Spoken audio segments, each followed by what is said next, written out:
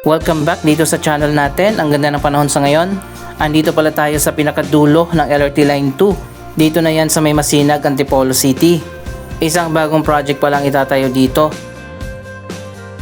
Ilang linggo na nga nakaraan, nagkaroon ng signing na Memorandum of Agreement ang Light Rail Transit Authority at ang SM Masinag.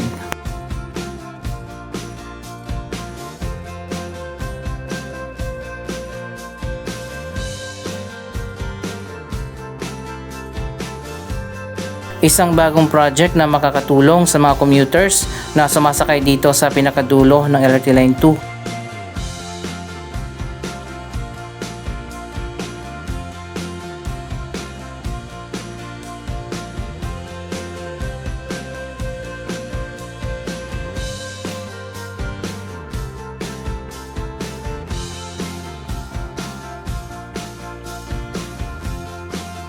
Ang bagong project na yan ay ipapatayo mismo ng SM.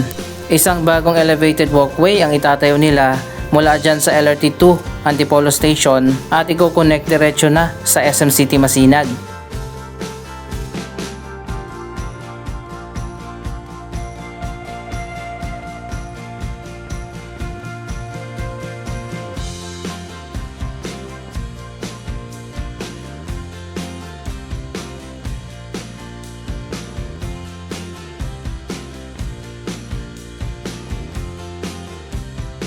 Mapapansin nyo naman medyo mataas ang station dito. Paakyat na kasi ang lugar na ito kaya naman itinaas ang station. Mas okay pala yung ganito, hindi nagdidilim sa ilalim ng station kapag mataas.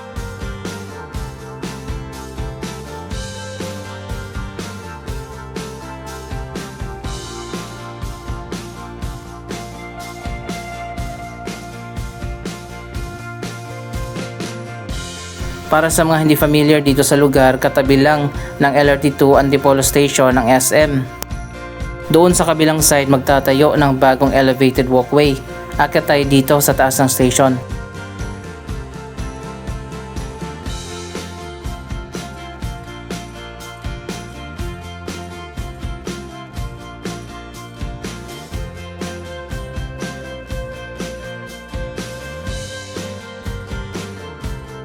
Dito sa kabilang side ng LRT2 station, bubuksan yan at magkakaroon nga ng elevated walkway na i-connect dyan sa SM.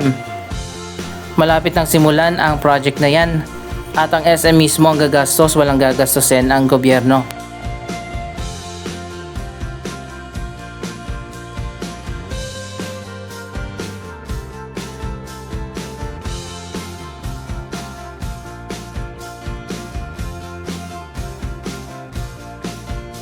Wala pang inilabas na official design para sa elevated walkway, pero sa tingin ko parang katulad doon sa elevated walkway sa MOA yung itatayo dito. Hindi naman ganun kahaba yung itatayo na elevated walkway dahil halos kadikit lang ng station ang SM. Akyat tayo doon sa platform para makita natin yung taas. So ayun guys, dito i-connect papunta doon yung elevated walkway.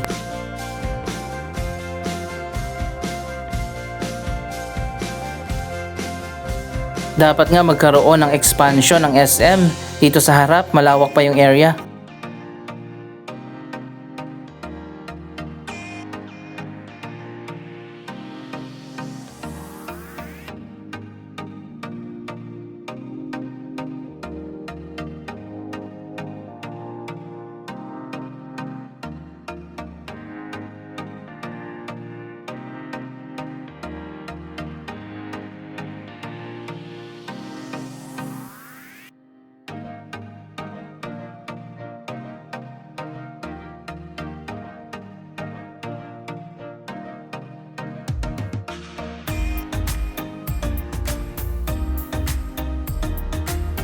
Magiging convenient para sa mga commuters ang bagong elevated walkway. Kapag galing ka dito sa station, diretso ka na ng SM. Kapag galing ka naman doon sa loob ng mall, pwede ka nang umakyat diretso na dito sa station. Kapag rush hour, mahaba talaga yung pila sa elevator. Tigi isang elevator lang sa magkabilang side ng station, pero meron din namang escalator.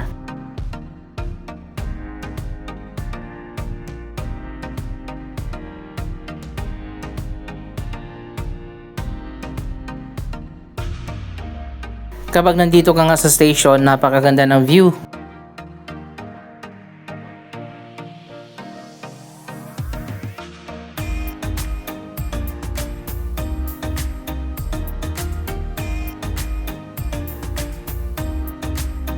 Lalo na kapag ganito na maganda yung panahon.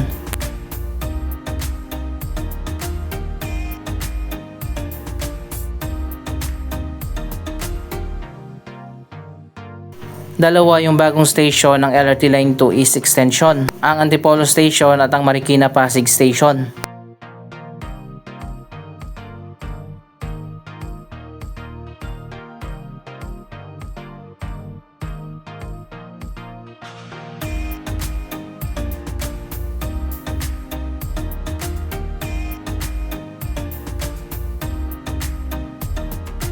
Dito naman yan sa tapat ng Santa Lucia Mall at Robinsons Metro East.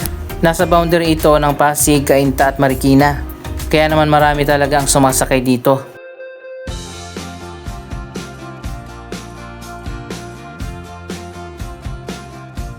By the way, para sa mga nagtatanong, wala pa rin budget hanggang sa ngayon ang LRT Line 2 West Extension Project.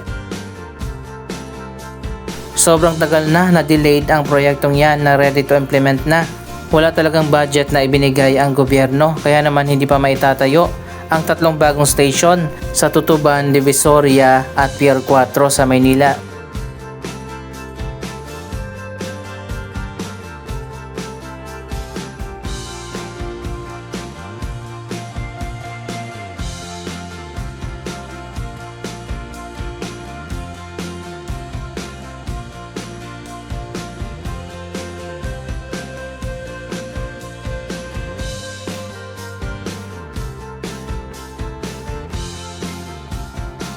Ang East Extension Phase 2 naman, wala na rin tayong balita kung natapos na ba yung feasibility study na ginawa ng mga Korean engineers. Ang balak naman doon ay magtatayo ng 3 station dito sa may Antipolo. Isang station dyan malapit sa SM Cherry, isang station sa may Blue Mountain, at isang station doon sa Kogyo, Antipolo.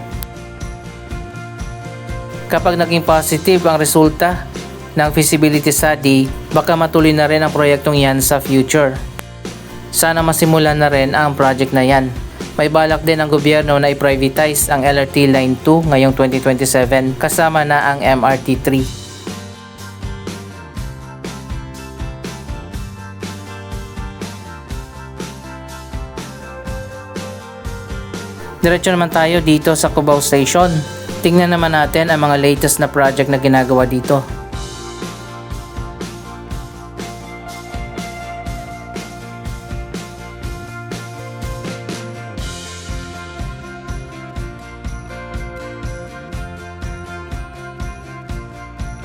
Para sa mga hindi pa nakakaalam, nagkaroon ng renovation dito sa may courtyard sa tabi ng Araneta Coliseum. Marami kasi ang nagsara dito ng mga stores at mga shops, kaya naman sa ngayon pinaganda ulit nila yung area na to.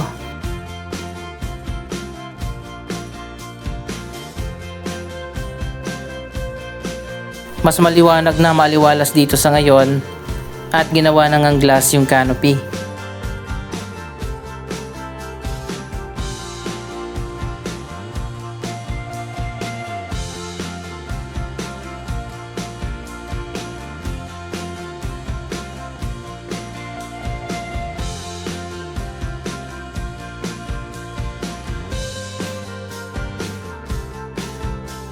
Ayan, ganito yung magiging design yan kapag natapos na.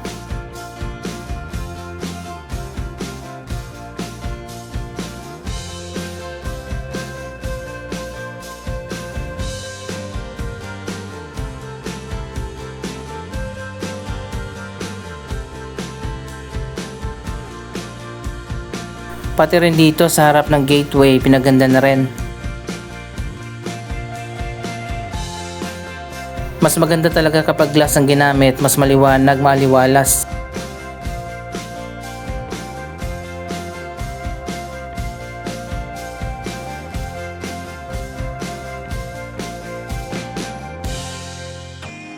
Ito ang pinakabagong extension ng Gateway Mall, ang Gateway 2. Isa itong 5 billion na mega project. Isang bagong upscale mall ang itinayo dito at isang 5-star hotel.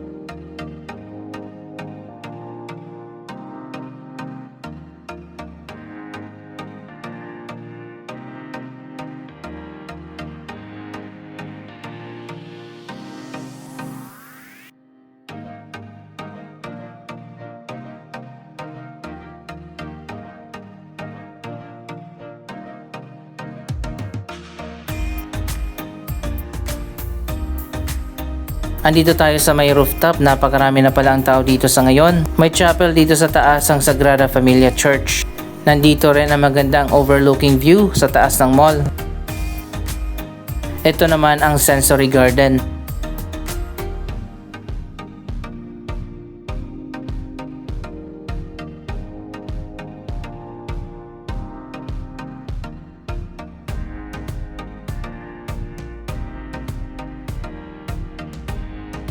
So ayan guys, ang ganda ng view dito sa may cafe. Isa na ito sa bagong tambayan at pasyalan dito sa Cubao.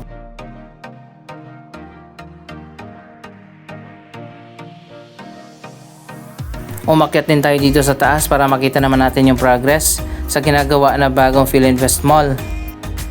So ayan guys, ito na ngayon ang pinaka-latest na progress. Ayan, inilagay na ang bagong logo. Yan ay mega project ng Philinvest. Mayroon dyang 5-story mall, isang office building, isang home and office building, isang residential condominium at magtatayo pa ng isang hotel.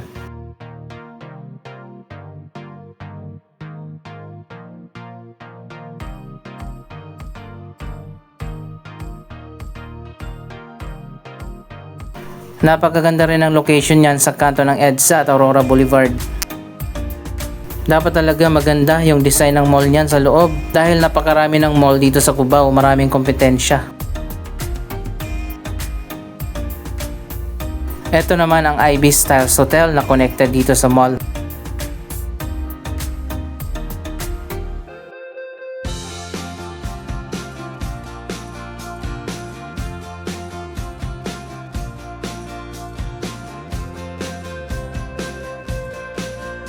Ito ang view dito sa taas, makikita natin ang EDSA Cubao area.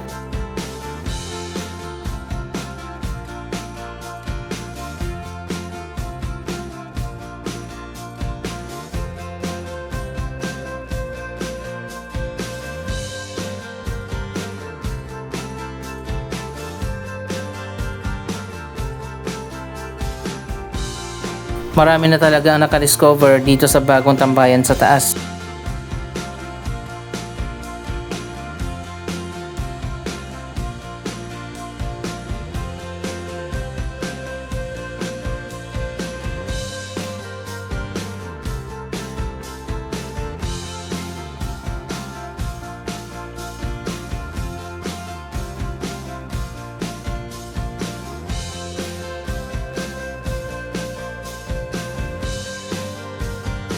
Pwede rin kayong magsimba dito sa 1,000-seater na Sagrada Familia Church.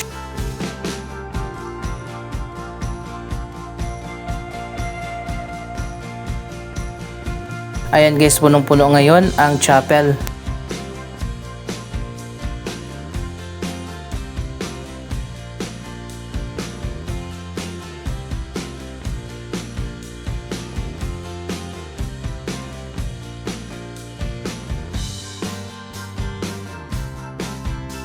Marami din ang mga sitting areas dito.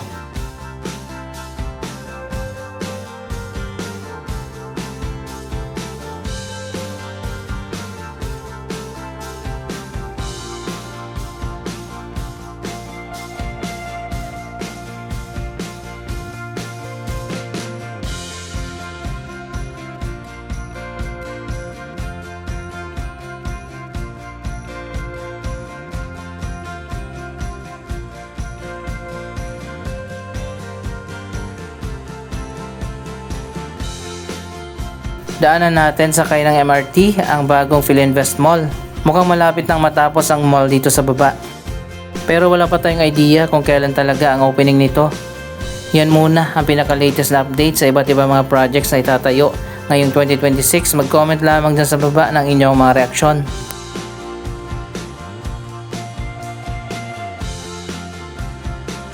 Maraming salamat sa inyong panonood. Huwag kalimutan na i-like, i-share ang video ito at mag-subscribe. Thank you for watching!